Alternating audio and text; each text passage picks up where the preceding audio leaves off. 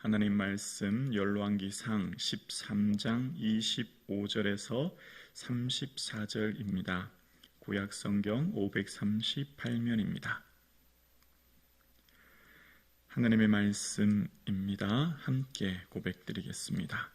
지나가는 사람들이 길에 버린 시체와 그 시체 곁에 선 사자를 보고 그 늙은 선지자가 사는 성읍에 가서 말한지라. 그 사람을 길에서 데리고 돌아간 선지자가 듣고 말하되 이는 하나님의 말씀을 어긴 하나님의 사람이로다. 여호와께서 그에게 하신 말씀과 같이 여호와께서 그를 사자에게 넘기심에 사자가 그를 찢어 죽였도다 하고 이에 그의 아들들에게 말하여 이르되 나를 위하여 나귀의 안장을 지우라.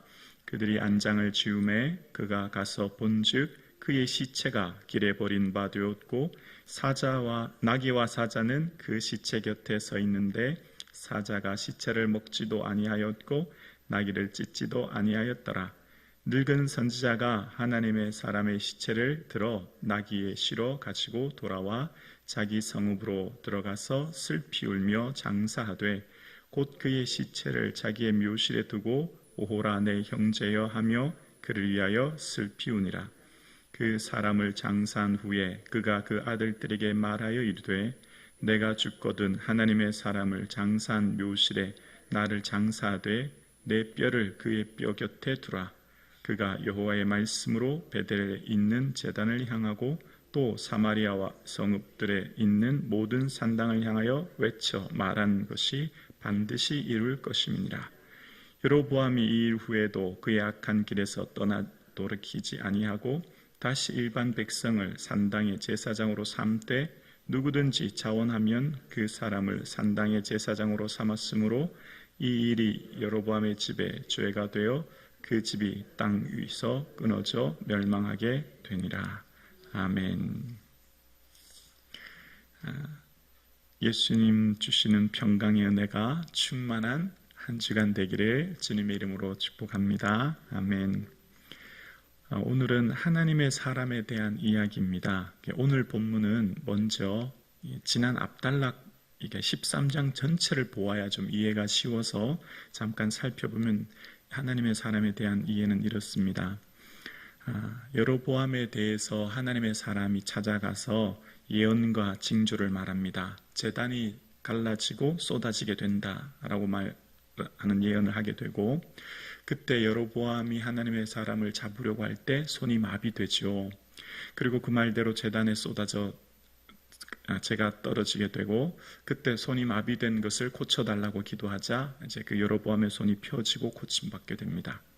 그리고 여로보암은 내가 당신에게 많은 예물을 주겠다. 나와 함께 마시자라고 할 때 나는 당신의 나라 절반을 줘도 받지 않겠다라고 거절하죠. 그 이유는 하나님이 그와 함께 떡도 먹지 말고 마시도 말고 왔던 길로 돌아가지 말라 하셨기 때문이다 라고 얘기한 거예요.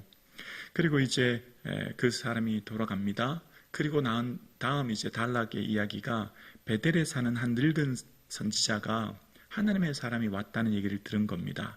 그 아들들로부터 하나님의 사람이 그곳에 왔다는 얘기를 듣고 상수리 나무에 있는 하나님의 사람에게 찾아가서 우리 집에 가서 같이 떡을 먹읍시다 라고 얘기하자 하나님의 사람이 하나님께서 저는 이곳에서 떡도 먹지 말고 물도 마시지 말고 왔던 길로 돌아가지도 말라 하셨습니다. 가지 않겠습니다. 이렇게 얘기한 겁니다. 그랬더니 이 베델의 늙은 제사장이 뭐라고 하냐면 오늘 18절의 내용인데요. 13장 18절에 보면 이런 내용이 나오죠. 그가 그 사람에게 그는 이제 베델의 늙은 선지자예요. 나도 그대와 같은 선지자라 천사가 여호와의 말씀으로 내게 이르기를 그를 내 집으로 데리고 돌아가서 그에게 떡을 먹이고 물을 마시게 하라 하였느니라 하니 이는 그 사람을 속임이라 이렇게 나와요. 그러니까 나도 선지자인데 어제 천사가 말했다. 우리 집에 가서 떡을 모시고 물 마십시다. 그러니까 하나님의 사람은 하나님이 말씀하셨다니까? 그러면 가야죠. 한 건데 이게 어떻게 됐다고요? 속인 거란 거죠. 그런데 그것이 이후에 그 집에 들어가서 먹고 마시는데 그것을 통해서 하나님께서는 기뻐하지 아니하시고 내가 내게 말한 것을 어기고 지키지 않았기 때문에 이제 너는 내 시체가 조상의 묘실에 들어가지 못할 거야, 그렇게 말씀하신 겁니다. 그리고 난 뒤에 길을 가다가 사자가 그를 무려 죽게 되는 일이 일어납니다. 그리고 오늘 본문인 거예요.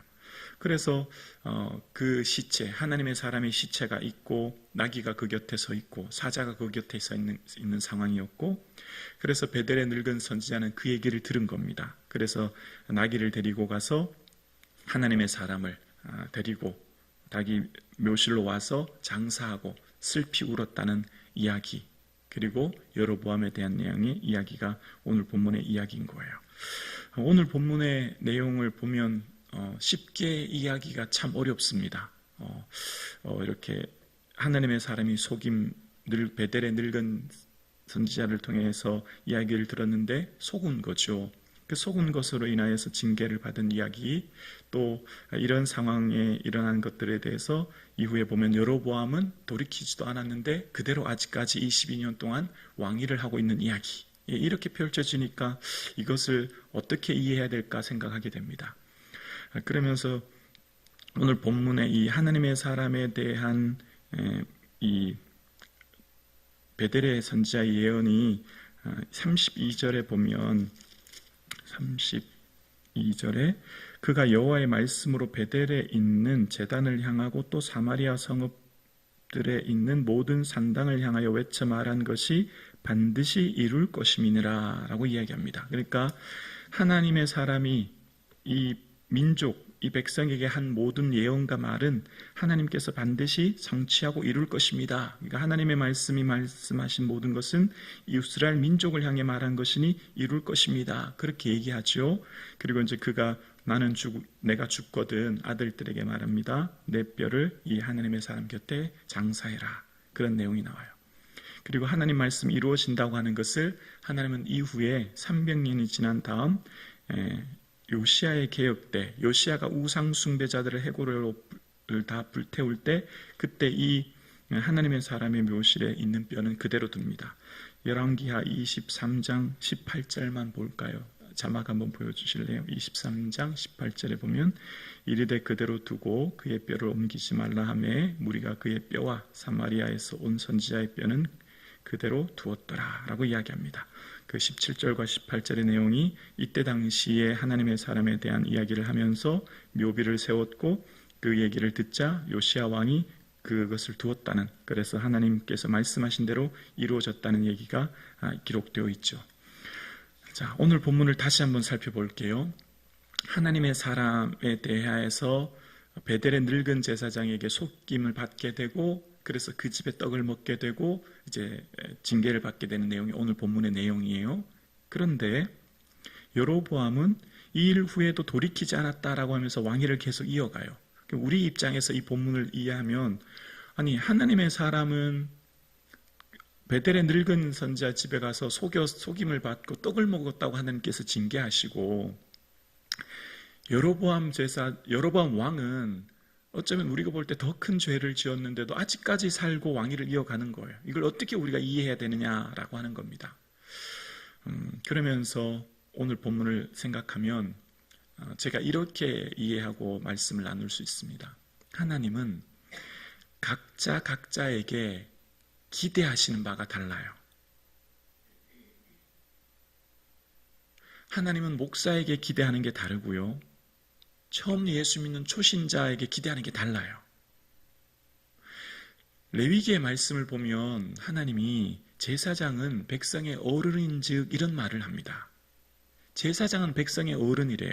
나이와 상관없이 하나님께서 세우신 백성의 어른이라고 말하면서 속죄제 제물을 드릴 때 평민은 염소 한 마리를 드리고요. 장로들은 숫송아지를 드리는데요. 제사장 역시 숫송아지를 드립니다. 평민의 제물이 속죄제 제물은 염소이지만 제사장은 송아지를 드려야 돼요. 왜냐하면 백성의 어른이기 때문입니다.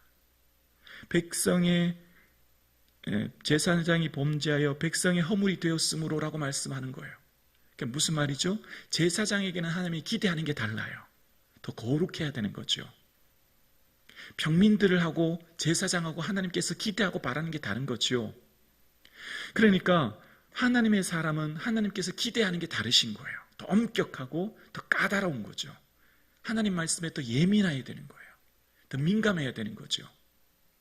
예수 믿는 사람에 대한 하나님의 기대와 예수 믿지 않은 사람에 대한 하나님의 기대는 애초부터 다른 거죠. 하나님께서 우리의 삶에 각자에게 기대하는 바가 다 다른 것입니다. 신앙과 믿음의 연륜과 경륜에 따라서 그 믿음의 분량에 따라 하나님께서 더 큰 기대, 더 큰 비전, 더 큰 소망, 더 큰 사명을 주시는 줄로 믿습니다. 그걸 기대하고 바라시는 거예요. 오늘 이 새벽 예배 나오신 사랑하는 성도님들은 하나님의 귀한 중보기도의 사역자들인 줄로 믿습니다. 이 새벽을 나와 깨어 기도하는 게 얼마나 어려운지 몰라요. 그래서 여러분은 하나님의 특별한 하나님의 기대가 있으신 거예요. 여러분이 기도해야 가정이 살고 교회가 살고 민족이 사는 겁니다. 기도하는 한 사람이 한 국가보다 강한 거죠. 여러분에게는 하나님의 특별한 기대가 있는 것입니다. 그만큼 더 까다로운 기준으로 하나님 여러분을 바라보고 계신 거예요. 더 엄격한 기준으로 말입니다. 이것이 하나님께서 우리에게 바라시는 겁니다. 처음 예수 믿는 초신자, 그는 그냥 예배만 잘 드리면 돼요. 주일 한번 예배만 잘 드리면 되지요. 그러나 주님께서는 무리와 제자들에게 바라는 게 달랐지요. 무리들은 그냥 떡만 먹고 배부르고 주님만 따르면 되지만 제자들에겐 주님께서 자기를 부인하고 자기 십자가 지고 따라야 된다고 말씀하신 거죠. 다른 거예요, 하나님 바라시는 게. 그래서 하나님께서는 하나님께서 세우신 하나님의 사람, 너무 사랑하고 기대하는 그에게는 하나님 더 까다로운 기준과 기대가 있으신 것입니다. 왜냐하면 하나님 그만큼 기대하시고 바라시는 게 있기 때문이에요. 오늘 함께 예배 드리시는 사랑하는 성도님은 하나님의 기쁨, 하나님의 소원, 하나님의 면류관 되는 줄로 믿습니다. 그래서 우리가 조금은 어렵고 힘든 일이 있지만 이 기도의 자리를 지키고 가정과 교회와 민족을 향해 거룩한 손을 들 수 있는 하나님의 비전, 꿈이 될 수 있기를 주의 이름으로 축원합니다.